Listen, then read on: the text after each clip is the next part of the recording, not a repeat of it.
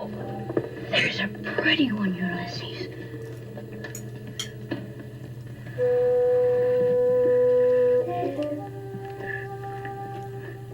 There it is. Hello, BookTube. I'm Sean the Book Maniac. Welcome back to my channel and another Friday Reads. And my main personal news is I got a new blouse. I think I told you a few weeks ago I was going to stop ordering them for a while. Well, there it is. Show you enough to get the idea of the pattern without showing my big belly, which is always the goal and how I position the camera. I ordered this because it was a good price, and I don't have enough black shirts. I used to always have black shirts, and the black shirts I have are getting pretty old and not suitable for wearing in an important video like Friday Reads. So I got this, and I love it. But it was about $60. And then when it arrived, they shipped by FedEx. The shipping was not a FedEx price. It was like $9 for shipping. So I was surprised when it was FedEx, but it must have been FedEx Ground. Does such a service exist? Because it took a week to get here after it was shipped. And then the FedEx guy, who was rather cute, knocked on my door the other day and said there was a $30 charge. And I said, what? He said, yeah, GST, which was about $4. Duty, which was about 10 or 12. And then FedEx service charge, $10. What the hell? So it ended up being a rather expensive shirt. I was so upset about having to pay this because it was money I didn't have. I was getting to the end of the month and I was like, I didn't have enough for groceries. And I was pouting so heavily that I didn't open the package for another 24 hours. And then I tried it on and I thought, oh yeah, it's lovely. It was worth every penny. But it's the first shirt I've ordered either back when I lived in Japan or since I've been to Canada that came from a foreign country where I had to pay anything like that. I haven't ever had to pay duty, never had to pay GST. But this one was, I think, from America, and maybe the first of the many blouses I've had that came from America. So maybe that made the difference, but I was not a happy camper. Anyway, now I am. So here's my black blouse debut. And I don't know if I have any other personal news. I've had a really good week. Been working on taxes. It's a lot easier to do taxes in your native language. So that's been relatively painless. And Kenji's good. Kenji and I are good. Mom and Dad are doing as well as can be expected. Oh, but so here is the last bit of kind of personal news, but it's kind of going to be a segue into the bookish news. My mom and I went to a fabulous reading Wednesday night. And it was for a children's book. And it's by one of my best friend's brothers. I can say it in the plural. He's got about 18 brothers. Eric Peecow is his name, and he used to be the director of what do they say, the conductor? The director of the Saskatoon Symphony for many years while I lived in Tokyo. Tim and Brent are old friends of mine. Brent was my first love back in the late 19th century. We dated for 10 minutes, and but he was the first true love of my life, and painful breakup. Reconnected several years later, became very, very close friends. And then later on, he met Tim, and they've been together 25 years. So that's how long ago I was dating Brent. Anyway, dear friends of mine, they live in Edmonton. They sang a duet at Kenji's and my wedding. So yes, very important friends. But I had never met Eric, and Eric was the symphony director here. Mom is a patron of the symphonies, as well as a patron of Sean the Book Maniacs, and she knew him a little bit, and yeah, so he's now doing children's storytelling. He lives in Toronto, and he's got a show. I'll put a link to his website, and if you click on the Mr. Snotsense link, that's the pay TV type TV show does, I think, every week.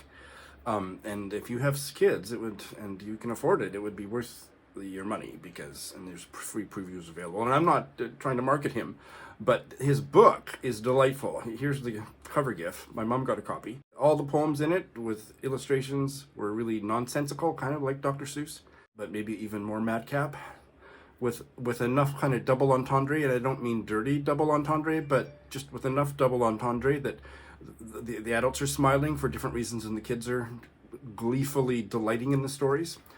And then most of them he set to music. So he sang songs and told songs, and the kids in the audience, not including me, because I was relatively staid, but enjoying it up to the max. But the kids were Just so excited. It's just wonderful. Do check out the book, and there's information on how to buy it, mostly online.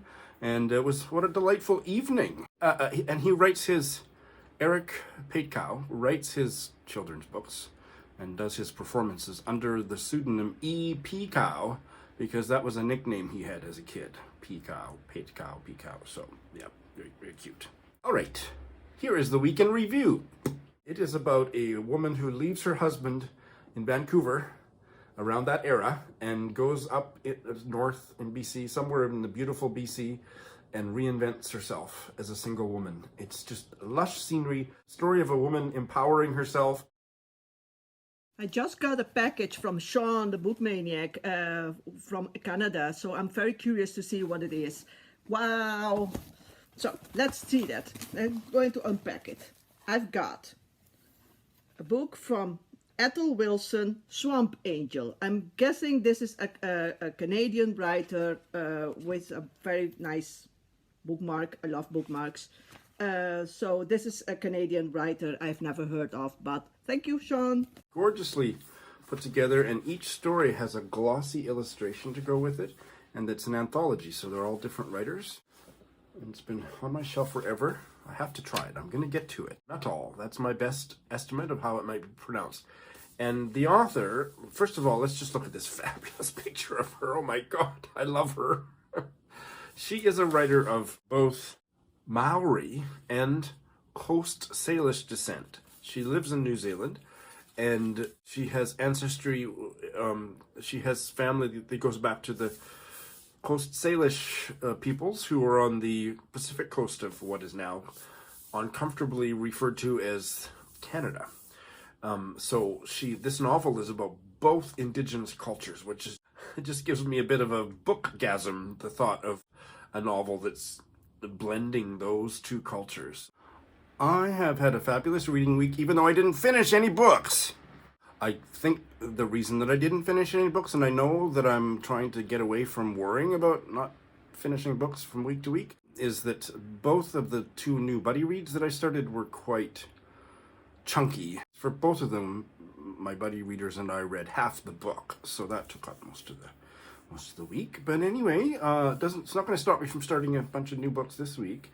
So, chaos. Can you say Bibliochaos, boys and girls? Maybe that's the title of this video. So I have started 3.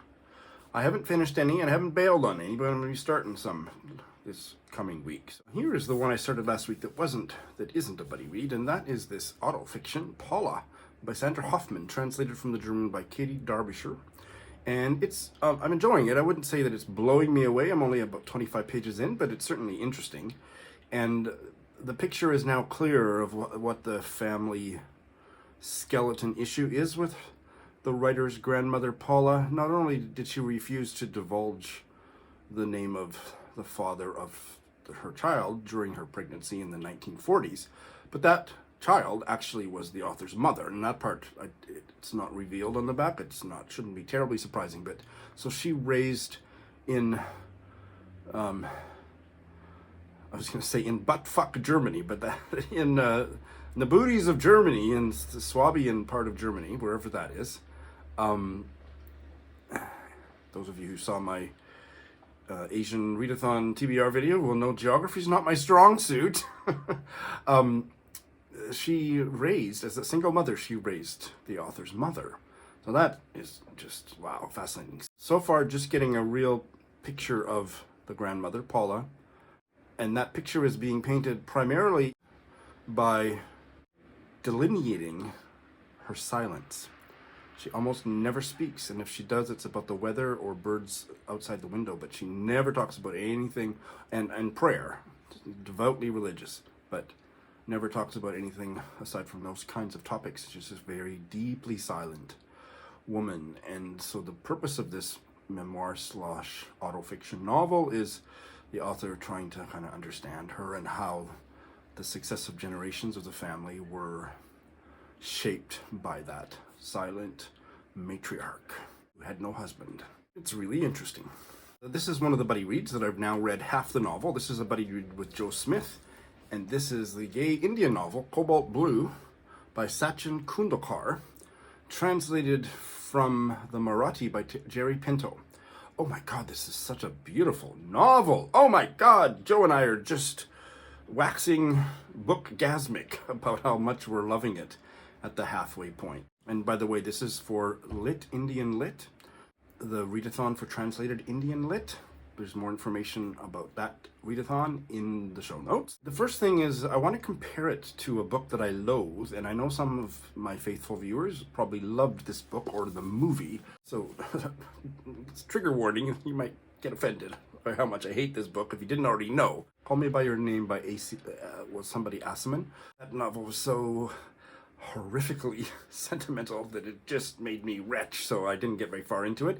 But the premise of that novel and of this novel are similar. This one came out first, so I think in addition to blacklisting Mr. Aciman for such horrifically sentimental garbage that he produces, maybe plagiarism might be added to that list, prosecutorial list. Tone it down, Sean.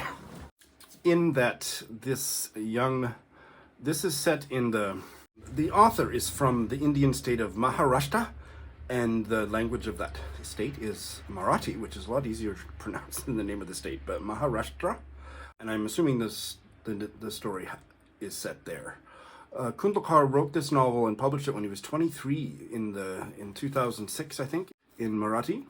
And now recently he's made it into a movie that is on Netflix right now. So I'm going to go straight to the movie after I finish this book with Joe next week. But it is, to get back to the comparison to Call Me By Your Name, that somebody is living in the house with the family, and that guy is gay, and the teenage son, although I think he's a university student, actually he's older in this novel, they begin a illicit romance. And both are protagonistic for the first half. The gay guy, whose parents are renting the upstairs flat. It's not upstairs, but it's in a little tower adjacent to the property where the grandparents used to live. But Tanai is the son of these parents, and they're renting the unnamed mystery man, who is sexy as all get out, a man of few words, and very artistic artist and so on. Both he and his sister Anuja fall in love with them. We haven't gotten many details about the sister yet, enough to be, I'm curious as all get out, but the second half of the book is, I don't know if it's the same time period told from her perspective, but it's all in her voice. Whereas the first half was in Tanai, the brother's voice. And oh my God, in many ways, the plot is very ordinary about coming out issues and first love, coming of age, romantic relationships and how difficult they are, and communication. Many things that have been done to death, and somehow Sachin Kundalkar makes it all seem fresh and new and just gorgeous. It's a wispy type of prose, so you never quite know where you are in time, and you have to kind of be okay with that maybe. But the writing is gorgeous, and there's so many references to Marathi culture that I didn't know anything about, festivals and food and that, this and that and this and that. I've been giving Google and ChatGPT a workout. Just gorgeous. It's completely devoid of sentimentality. It's emotional, but it's emotional in a literary way instead of a cheap, gross way like that other book that I won't mention again in this video, I promise. Really, really impressed. And if I had to choose only one to be my top new read from last week, as much as I love that one, I think this one would probably sneak into first place, and that is this supposedly whimsical biography of the Queen Mum. Do let's have another drink. The Dry Wit and Fizzy Life of Queen Elizabeth, Queen Mother by Gareth Russell. It's deceptive so far. I mean, she got into more being kind of a cocktail queen later in her life, but it's not that light, because the first half of her life was not that light. I mean, she grew up, came of age during World War I, lost multiple siblings, multiple brothers in the First World War, and then, you know, if you know anything about her, you know that she was the queen to King George VI, and their castle was bombed and all that stuff. She was courageous in many ways, and there's a lot of things. This book, which is told in little bite-sized anecdotes, each chapter is about a page, page and a half, and I've read other royal biographies that do that felt more disjointed, even though I love them, but you could really feel that this was a snippet and then this is a snippet. Here, there's a sense of it just flowing. that you could take all the chapter breaks out and you wouldn't really notice that it's this snippet and that snippet. It's one of the best royal biographies I've ever read. And again, Leah and I've read half of it. This is a buddy read with Leah from Calgary, and this is the bookmark she sent me, which I use for all my royal reading, the Queen's Platinum Jubilee. There is gossipy stuff. There is funny stuff in here. And there is a lot about how much of a fag hag she was from a very early age. And so one of them, the excerpt I'm going to read to you, will appeal to you on a level of humor. And there's absolutely nothing about British royalty in this, what I'm going to read to you. So I think you'll enjoy it. It's about debutantes. And she was a debutante in London. Her family was Anglo-Scots. They had Glamis Castle, but they also had residence in London and another one somewhere else in the UK.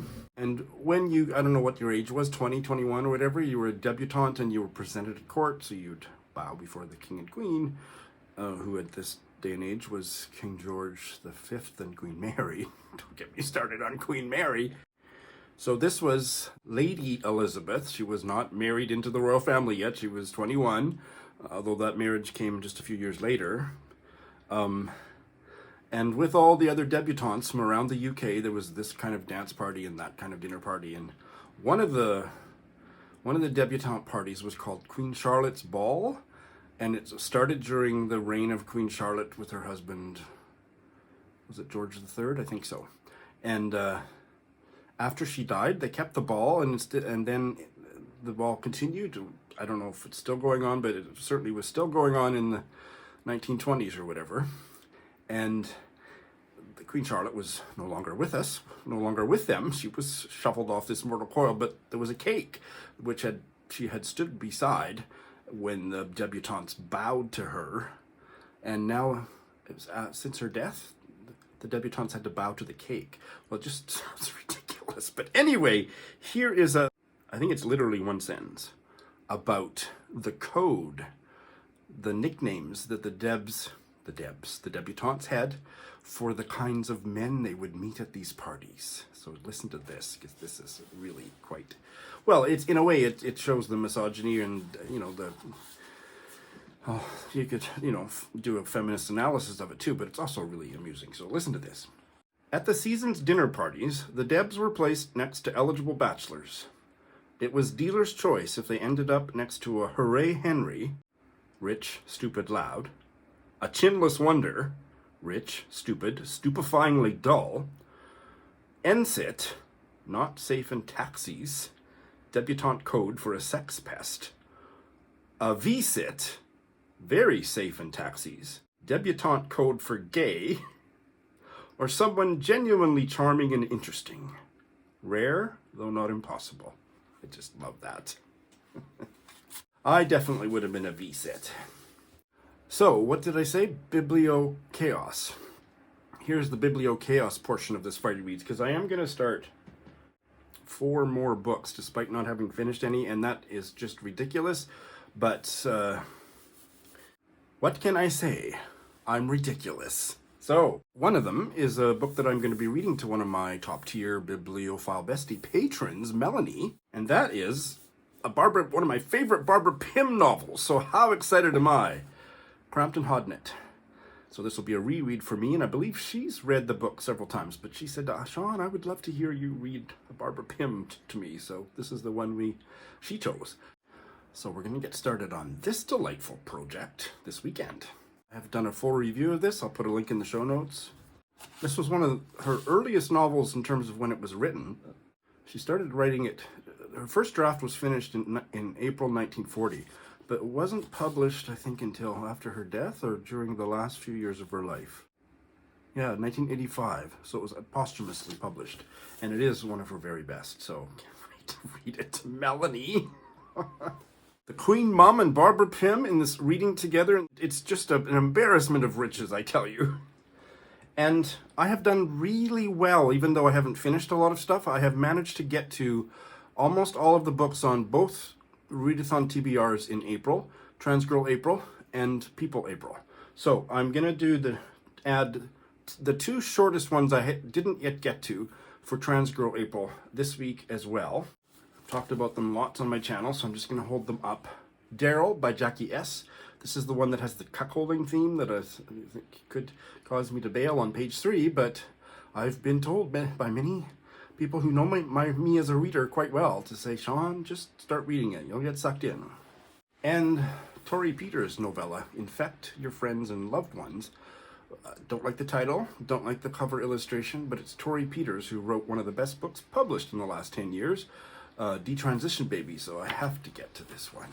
And I will get to this one. Oh, here's a fabulous picture of Torrey Peters. Holy smokes!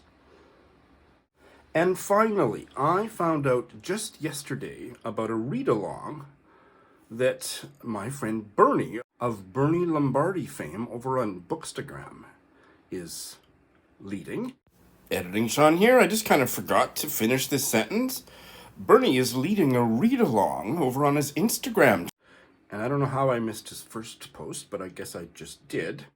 If you happen to be able to get your hands on this book in the next 24 hours, or maybe less, around 24 hours, you could join in last minute. This is a Zimbabwean novel that I'd never heard of. The Stone Virgins, and the author is Yvonne Vera, and apparently she is deceased. And this might be her only novel. I don't know. But it's short, because he said, we're checking in every day on a couple chapters, sometimes 3 chapters. And he said the daily reading will not ever be more than 30 pages, sometimes more like 20 pages a day. So because of that, the fact that I could get it from Amazon, and it was supposed to be delivered tomorrow, but it's actually now going to be delivered tonight. Go Amazon. And did I just say something really offensive again? I decided to join in. So it was published in 2004, and it is 192 pages, and it's set exclusively or primarily during the Rhodesia, Zimbabwe Civil War of the 1980s. And I don't know how far past that it goes. Lindsay, I actually can't remember Lindsay's channel name. Is it Lindsay Reads? She read it 9 years, not my cousin Lindsay, BookTube Lindsay. She read it 9 years ago and gave her 5 stars. The next 2 reviews on my friends list are 5 stars, so that's good. Oh no, she's written other books too. She's written quite a few other books, so I take that back, that this is her only book. And it's certainly not her debut. I think her debut is from 1994. She died in 2005, and she was only about 50. And maybe I knew the name. And I think I might have knew the name because Bernie's talked about her before, with me privately or on his channel, on his Bookstagram. Anyway, I'm really excited to dive into that. And if you were able to get your hands on the book, I didn't find an e-copy, but you might. You should join in too. So that is my report on the previous 7 days of reading and whatnot. Life is beautiful. Thanks for watching.